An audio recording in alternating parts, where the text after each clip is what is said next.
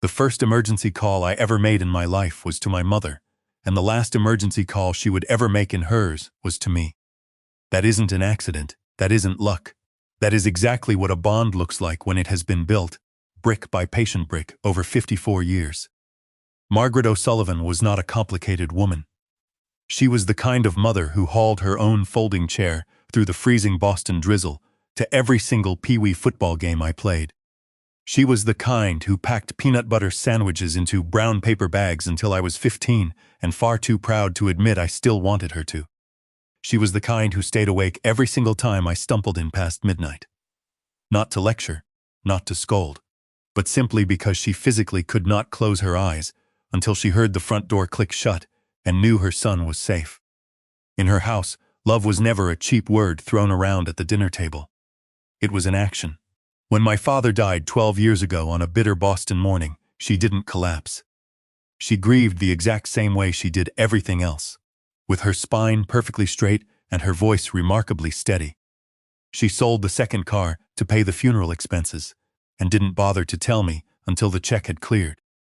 She ran that little house on Beacon Street on a fixed income and somehow still managed to put a hot Sunday supper on the table for any neighbor who wandered in. Not once in 12 years did she pick up the phone and say she was struggling. Not once did she ask me for a single dollar, not a ride, not a grocery run, absolutely nothing. So, you have to understand the sheer gravity of the situation when Margaret O'Sullivan called me at 7:41 on a freezing Wednesday morning in January and whispered that her chest felt completely wrong. I didn't pause. I didn't calculate the Boston traffic. 54 years of that woman's unwavering love does not produce a son who hesitates. It produces a son who moves instantly, no conditions, no questions asked. But what 54 years of pure love does not prepare you for is the person standing right between you and the front door. Let me pause and properly introduce myself. My name is Daniel O'Sullivan. I am 53 years old. To the residents of my suburban neighborhood, I am just the guy who coaches youth hockey on Saturday mornings. I am the independent contractor who fixes up old properties, works with his hands, and keeps a fiercely low profile. I drive a dusty pickup truck and wear faded flannel. But that is only half the story. That is the retirement plan. For 22 years, I was a senior intelligence analyst and forensic investigator for a private security firm operating overseas. My career was built on tracking financial footprints in war zones and hunting down missing assets. I traded that high-stakes life for peace. I traded the chaos for a quiet suburban house and a wife I desperately wanted to build a simple life with. I buried the investigator, but let me tell you a secret. The skills never rust. You can put the tools away, but the mind never stops analyzing the angles. For 11 years I believed that keeping the peace with my wife, Laura, was the exact same thing as actually having peace in my home. I was profoundly wrong. It took me way too long to figure it out, but I got there in the end, and the catalyst was that Wednesday morning. It was January 15th, 7:41 a.m. I was standing in my kitchen on Commonwealth Avenue, staring at the coffee maker. My phone lit up on the cold granite countertop. Mom, I picked it up on the second ring. Danny, her voice came through thin, papery thin. Not her voice at all. Margaret O'Sullivan did not do thin, fragile voices. This was a woman who had survived a husband dying and a brutal 2008 market crash without asking for a shoulder to cry on. Ma, you okay? I didn't want to bother you, honey.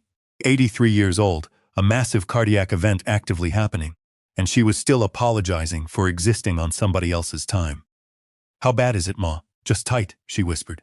And my left arm, it keeps going kind of numb, Ma, I said, my voice dropping an octave. I'm coming right now. Unlock the front door and sit down. I hung up. I stood frozen in that pristine kitchen for exactly 3 seconds. A tactical checklist ran through my head like a freight train. My truck, my reliable 2018 Ford F-150, was sitting 12 miles away at Mahoney's garage for transmission work. It wouldn't be ready until Friday. My wife's car, Laura's gleaming silver Lexus RX, was sitting plump and perfect in the driveway. Full tank of premium gas. She had just filled it Monday evening, and Laura herself. She was upstairs. I could hear the shower running. That famous 40-minute scalding hot shower she took every single morning. I walked to the bottom of the hardwood stairs. Laura. I shouted over the noise. The shower abruptly cut off. A long, heavy silence stretched out. What? It wasn't the what of genuine concern. It was the what of profound annoyance. I need to borrow your car, I called up. My mother is having severe chest pains, numbness in her left arm. I need to drive her to Mass General right now. I'll be back in a few hours. Nothing. The cold, sterile silence of someone who had already made a decision and was just carefully picking her words. She appeared at the top of the stairs 30 seconds later. A plush white towel was wrapped around her wet hair. Her thick white bathrobe was knotted at the waist. Her face was completely, coldly composed. "Danny, I can't today," she said, her voice flat. "Laura, Ma is having chest pains. Her left arm is dead numb." "I heard you," she said. She leaned casually against the doorframe and folded her arms. "Call an ambulance, Danny. She doesn't like ambulances. You know that. Call somebody else." She was already half turning back toward the master bedroom. "I have that dinner tonight with Pamela and the book club girls, and I have a completely full calendar today. I'm not going to spend my entire day stuck in some miserable waiting room." I stood there completely still, the floor beneath my feet tilted 2 degrees. Suddenly, I realized the comfortable house I had been living in for over a decade wasn't the house I thought it was at all. "Laura," my voice came out dangerously soft. "Her left arm is going numb." She stopped halfway through the heavy oak door. She turned back, and she looked down at me with an expression I will remember in full, vivid color. It was not worry, it was not a flicker of guilt, it was inconvenience, pure, unadulterated inconvenience. "She's your mother, Danny," Laura sneered, her lip curling into a distinct smirk. "She's not mine." And then came a pause that felt like falling off a cliff. "Figure it out." She gently clicked the heavy door shut. Like my 83-year-old mother's left arm going cold and dead was a minor logistical headache she simply didn't have space for. I stood at the bottom of those stairs for one more second. In that second, the accommodating husband died, and the investigator woke up. I pulled my phone out. Frank Russo, 4 houses down, a retired Boston firefighter. He picked up before the second ring even finished. "Danny, what's happening, brother?" "Frank, I need a massive favor. Ma's having chest pains, numbness down her left arm. My truck's at Mahoney's. Laura's car isn't available. Can you take us to Mass General right now?" Silence for exactly 0 seconds. "I'll be in your driveway in 4 minutes, pal." That was it. No questions, no ridiculous conditions. 4 minutes. Frank pulled up in 3 minutes and 28 seconds. The drive from Beacon Street to Mass General took 11 minutes. Ma sat in the back seat with me, wearing her good blue wool coat like she was going to Sunday Mass. Because if you were going to the hospital, you dressed with absolute respect. We checked into the ER at 8:28 a.m. Dr. Peter Chen confirmed it was a cardiac event, not a full-blown heart attack, but a severe warning. They were keeping her overnight for strict monitoring. I sat in that hard plastic waiting room chair for over 2 hours. Here is the part that solidified my resolve. Laura did not text me. Not once. While my mother's heart was misfiring, Laura was comfortably getting ready to sip white wine with her book club. Figure it out. I sat back in the plastic chair. The anger had completely burned away, leaving behind something incredibly cold, clear, and organized. Laura thought I was just a simple contractor, and as I sat there, my mind began pulling at a loose thread. Laura's desperation to attend that book club dinner. Her absolute refusal to deviate from her schedule. It didn't fit her usual pattern of laziness. It felt calculated. It felt like she had an appointment she absolutely could not miss. I pulled out my phone. It was time to figure it out, and by the time I was finished, there would be absolutely nothing left of Laura's comfortable life. Thursday morning, January 16th. 6:57 a.m. I woke up 3 minutes before my alarm. When you wake up before the alarm after a night like I just had, you know something heavy is sitting on your chest. I lay there on my side of the memory foam mattress, the left side, always the exact left edge. 11 years of marriage, and I still slept like I was leaving a wide space for somebody who had never actually arrived. Laura was still fast asleep next to me, breathing deep and untroubled. The woman could sleep through a Category 5 hurricane, let alone the fact that she had abandoned her mother-in-law during a medical emergency. I went downstairs to the kitchen and made coffee. I used the loud industrial grinder. I didn't feel a flicker of guilt about the noise. She had actively chosen a kale salad and a glass of Chardonnay over my mother's numb left arm. She could survive a few seconds of a coffee grinder. At 7 a.m., my mind shifted gears. The grieving, worried son took a back seat, and the former intelligence analyst fully took the wheel. I opened my heavily encrypted laptop. Laura thought I used it strictly for ordering lumber and sending invoices for my contracting business. She had absolutely no idea what was actually stored on the hard drive. My first target was her book club. Laura claimed she was having dinner with Pamela and the girls on Newbury Street. I tapped into the hidden GPS tracking module, integrated into the silver Lexus RX. I had installed it years ago for security, but never monitored it. Until today, the digital breadcrumbs instantly painted a damning picture. The Lexus had never gone near Newbury Street. At 6:30 p.m., while I was pacing the hospital waiting room, Laura's car was parked in the underground garage of a high-end commercial building in the financial district. I ran the address through a quick cross-reference database. It belonged to a ruthless, high-priced estate litigation firm. At 8:15 p.m., the car moved to an exclusive membership-only country club out in Wellesley. She had stayed there until nearly midnight. I cracked my knuckles. I was just getting warmed up. Using a backdoor exploit on our home network router, I intercepted the packet data from her personal laptop. It took me less than 45 minutes to bypass her rudimentary passwords and decrypt her hidden folders. When you've spent years breaking through military-grade firewalls in Eastern Europe, a suburban housewife's digital security is a joke. What I found made my blood run ice cold. Laura wasn't just having secret meetings. She was executing a calculated financial coup. I found drafts of a second mortgage application on the Beacon Street house. My mother's house. Laura had somehow drafted a fraudulent power of attorney document with a forged digital signature that looked disturbingly like my own. She was waiting for Margaret to pass away to immediately leverage the property for a massive cash buyout. But it got worse. I dug into our joint savings accounts. She had been utilizing salami slicing. She was quietly skimming hundreds of small amounts from our joint investments and funneling them through a shell LLC under her maiden name. From there, the money was wired directly into an offshore account in the Cayman Islands. A trick she had undoubtedly learned from the shady real estate developers she was meeting. She had stolen nearly $180,000 right under my nose. She had looked me in the eye every night for 3 years while actively robbing me blind. Figure it out, she had sneered. Oh, I figured it out, Laura. I calmly closed the laptop, wiped the digital footprint, and slipped the machine away. The anger I felt wasn't hot. It was freezing cold. It was the kind of calculated fury that wins wars. I was on my second cup of coffee when Laura came downstairs in her pristine white robe. She glanced at the coffee pot, then at me. You made coffee, she stated. Every morning for 11 years. I replied, dangerously smooth. Amazing that it still surprises you. She poured a cup and leaned against the granite counter. There was a beat of heavy silence, the suffocating kind, waiting for somebody to trigger the landmine. How is Margaret? She asked. Margaret, not Ma, like my mother was a distant coworker, stable, I said flatly. A mild cardiac event. They are keeping her another 24 hours observation. She repeated the word slowly, sounding incredibly inconvenienced that her inheritance was slightly delayed. How was dinner? I asked, my eyes locking onto hers. She blinked, just once, the micro-expression of deception. It was fine, she said carefully. Danny, I want you to know that yesterday was really complicated for me. Complicated?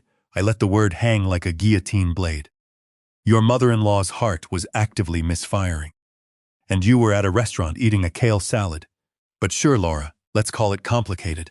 Danny. She started, her voice rising in defense. Laura, I said back, flat and absolute. She stopped dead. I am not doing this right now. I heard your side yesterday at the bottom of those stairs. I grabbed my heavy winter jacket and my keys. Where are you going?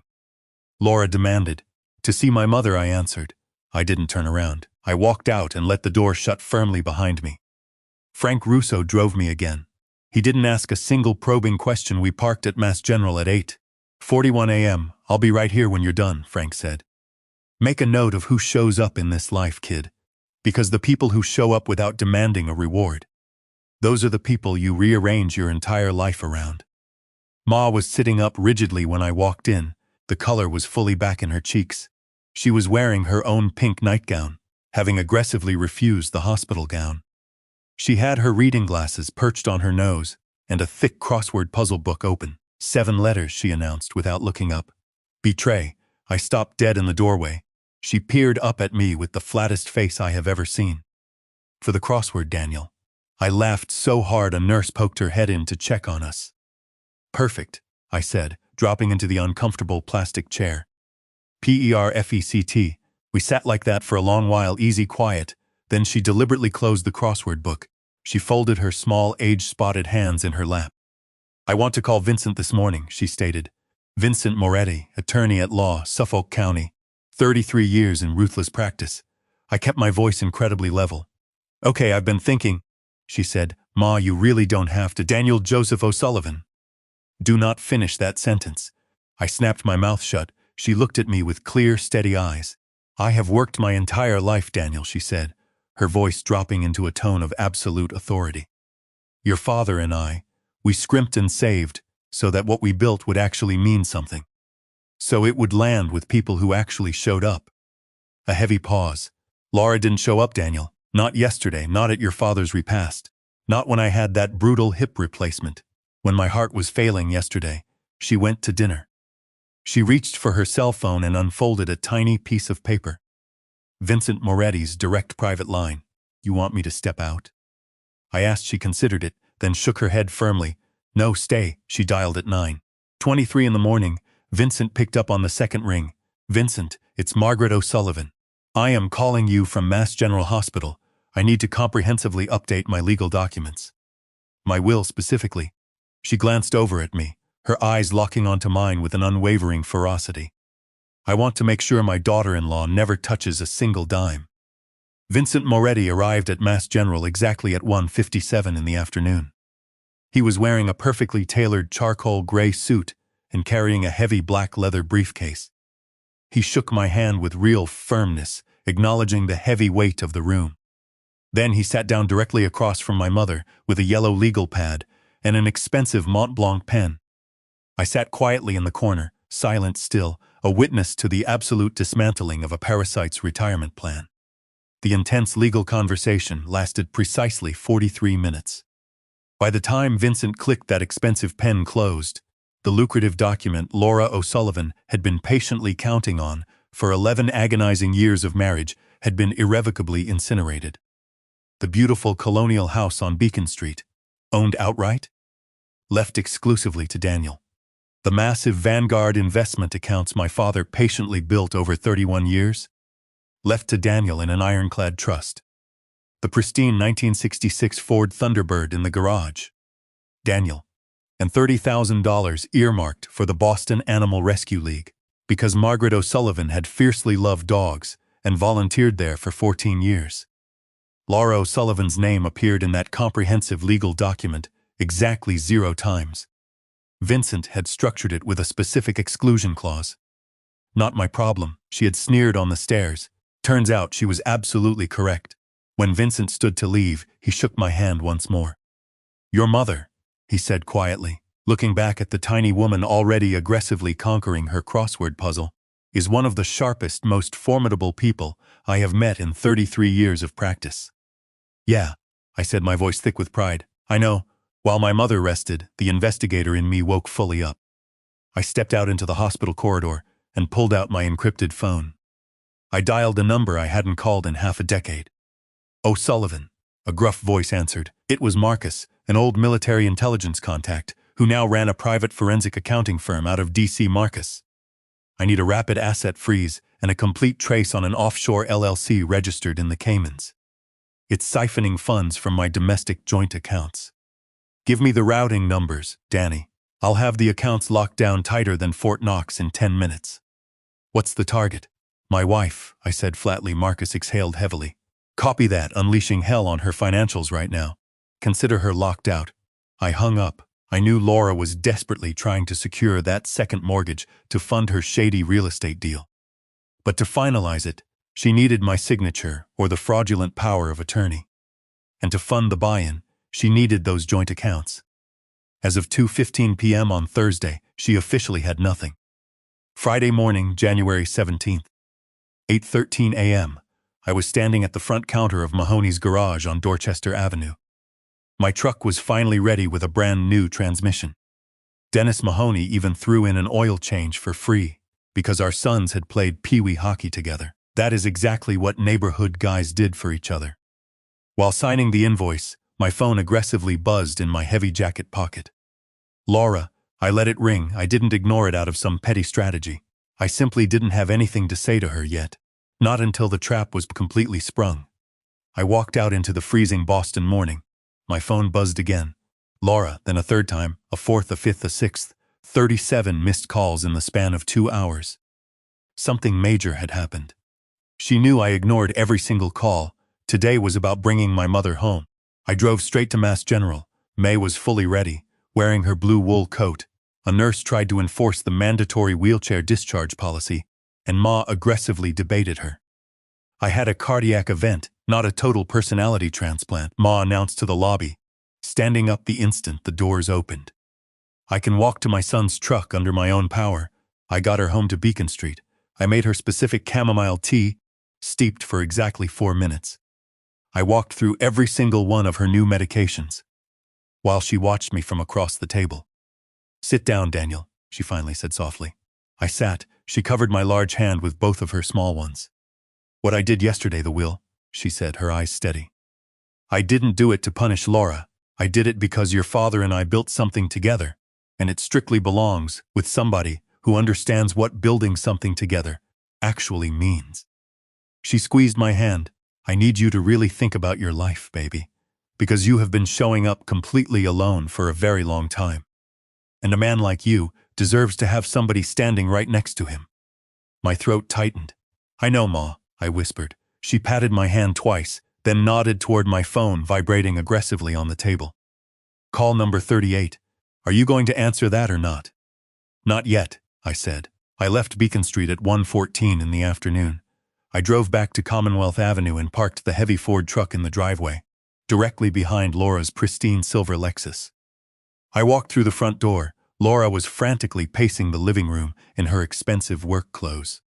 She had both hands wrapped tightly around her phone like a life preserver. The arrogant shell she had worn for 11 years had completely cracked wide open.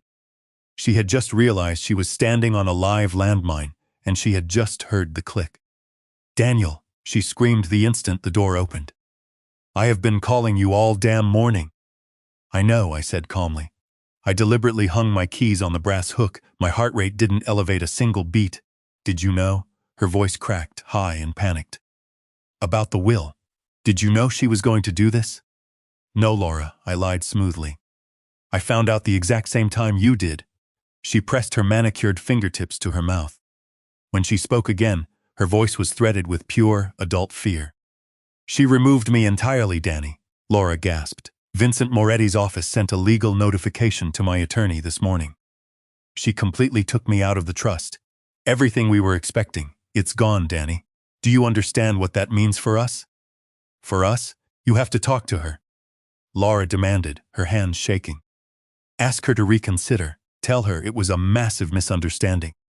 Tell her I was literally on my way to the hospital but got stuck in traffic." "I'm not telling her anything, Laura," I interrupted, my voice dropping into that cold, commanding tone I hadn't used since I interrogated hostile targets in Kandahar. She stopped dead. She still thought I was just the accommodating handyman husband. "You just had dinner with Pamela and the book club girls," I said slowly. "While my mother was in a cardiac unit, while Frank Russo, a neighbor, sat in a hospital parking lot for 3 straight hours, because that is what decent human beings do." "It was one mistake," she yelled, flushing red. "You're going to let her blow up our financial future over one stupid mistake?" "Our financial future?" I raised one eyebrow. I reached into my briefcase and pulled out a thick manila folder. I tossed it onto the glass coffee table with a heavy thud. "Is that the financial future where you forged my signature on a second mortgage application? Or the one where you siphoned $180,000 into an offshore shell LLC in the Cayman Islands?" Laura stared at the folder. The color drained from her face completely. She opened her mouth, but absolutely no sound came out. She was left totally speechless. "Yeah," I said softly, watching her world burn. "I figured it out." The absolute silence in the living room was deafening. It was the suffocating silence that happens right after a bomb goes off, before the dust even begins to settle. Laura stared at the thick manila folder resting on the glass coffee table, as if it were a highly venomous snake.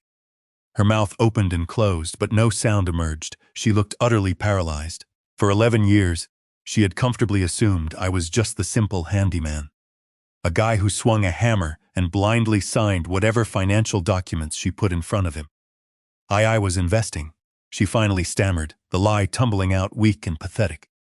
Danny, you don't understand finance. I was trying to secure our retirement. The offshore account was just a strategic tax shelter. My lawyer advised me. Your lawyer at the firm downtown? I interrupted, my voice as cold as a Boston winter. The one you met at 6:30 p.m. on Wednesday night, instead of taking my mother to the hospital. Or was it the shady real estate developer you met at the Wellesley Country Club at 8:15 p.m. to discuss leveraging my mother's house for a cash buyout?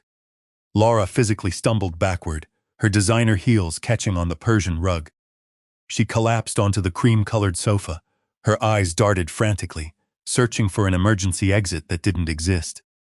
How do you know about Wellesley? She whispered, trembling violently. Because I am not the idiot you married, I said, stepping closer, the investigator fully unleashed. I spent 22 years hunting down corporate criminals, hiding money in active war zones. Did you honestly think a suburban housewife could outsmart me with a basic LLC and a forged digital signature? Danny, please. She reached out, desperately trying to grab my hand. I stepped back, disgusted. Don't touch me, Laura, I was doing it for us. She shrieked, tears finally falling, ruining her expensive makeup. Your mother is 83 years old. She's living in a multi-million-dollar property on Beacon Street all by herself. It's completely selfish. We could have taken that equity and doubled it. I was building an empire for our future. You were building a retirement fund for your divorce, I corrected her, eerily calm. I saw the draft emails to your attorney. You were planning to bleed my accounts dry, secure the mortgage, and file for divorce the moment my mother passed away. I picked up the manila folder and casually flipped it open. But here is the reality, I said, reading from the top sheet. As of 2:15 p.m. yesterday, my associate Marcus initiated a total asset freeze on all our joint accounts. He legally traced every single stolen dollar back from the Caymans. It's back in my sole possession. You are completely locked out. Laura let out a strangled gasp. Furthermore, I continued smoothly, enjoying every second of her destruction. I contacted that aggressive real estate developer you were trying to impress. I forwarded him the undeniable proof that you were attempting to use fraudulent documents to secure the capital buy-in. He dropped you as a partner via email exactly 20 minutes ago. No, she sobbed, burying her face in her hands. Oh yes, I said, and the absolute best part? Vincent Moretti, my mother's attorney, happens to play golf with the senior partners at the law firm you hired.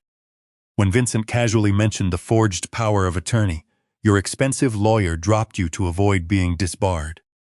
You have no money, you have no real estate deal, you have no lawyer, and as of this exact moment, you have no husband, Danny. You can't do this to me.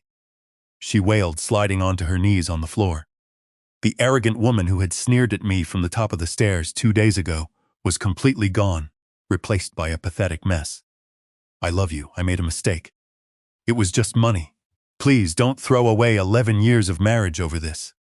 It was never just about the money, Laura, I said softly. The money is just math. This is about loyalty. This is about who shows up when the sky is falling. I crouched down so I was exactly eye level with her. She looked up at me, mascara running down her cheeks in thick black streaks, her breath coming in desperate gasps. You know what your fatal mistake was? I asked her, my voice dropping to a dangerous whisper. She just shook her head, sobbing uncontrollably. You should have just driven my mother to the hospital. I said, the words landing like heavy stones. If you had just canceled your stupid meeting, put on your coat, and driven Margaret to Mass General, I never would have checked the GPS. I never would have accessed your laptop. I never would have frozen the accounts. You would have gotten away with it. Your arrogance is what destroyed you. Laura, nobody else. She stared at me, her mouth hanging open. The crushing reality of her colossal stupidity finally washed over her. She had held the winning lottery ticket, and she had set it on fire simply because she couldn't be bothered to suffer a minor inconvenience. I stood up and walked toward the hallway closet. I pulled out 3 large, heavy-duty trash bags and threw them directly at her feet. You have exactly 30 minutes to pack whatever clothes and shoes you brought into this marriage, I ordered her. Leave the jewelry I bought you. Leave the keys to the Lexus. It's registered in my name, and I'm selling it tomorrow. The divorce papers will be served to whatever cheap motel you can afford by Monday morning.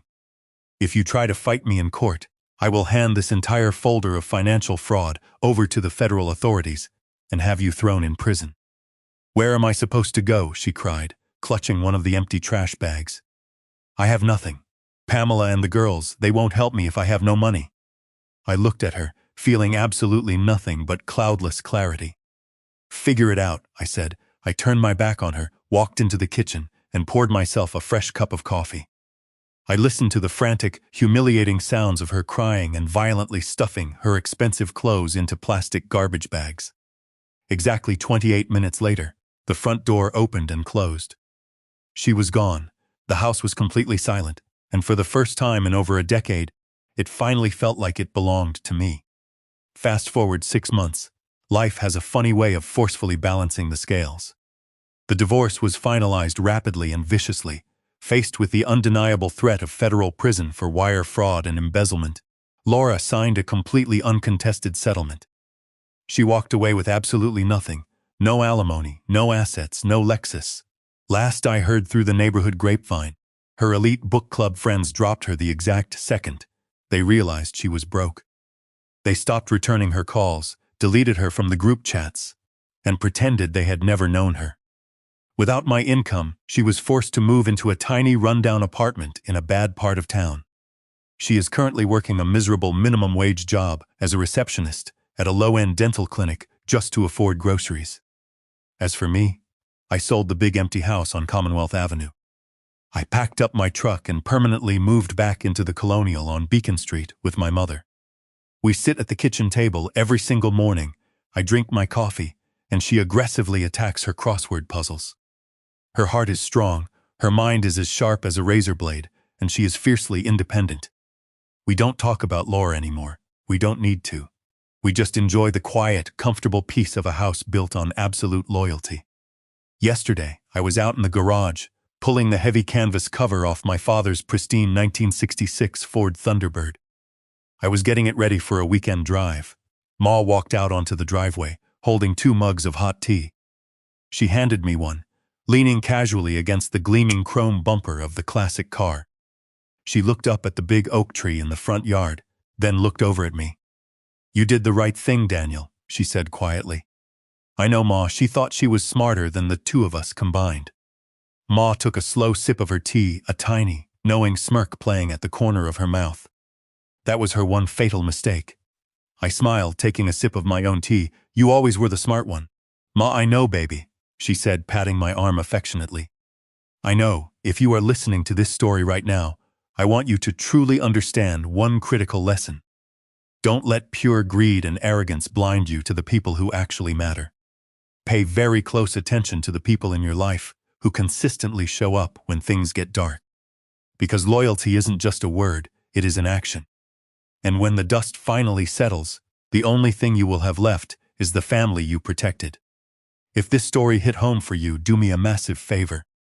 Hit that subscribe button. It's completely free, it takes 2 seconds, and it genuinely means everything to those of us sharing these experiences. Drop a comment below and tell me where in the world you are listening from, and what you would have done in my shoes. Until next time, stay sharp and protect your own.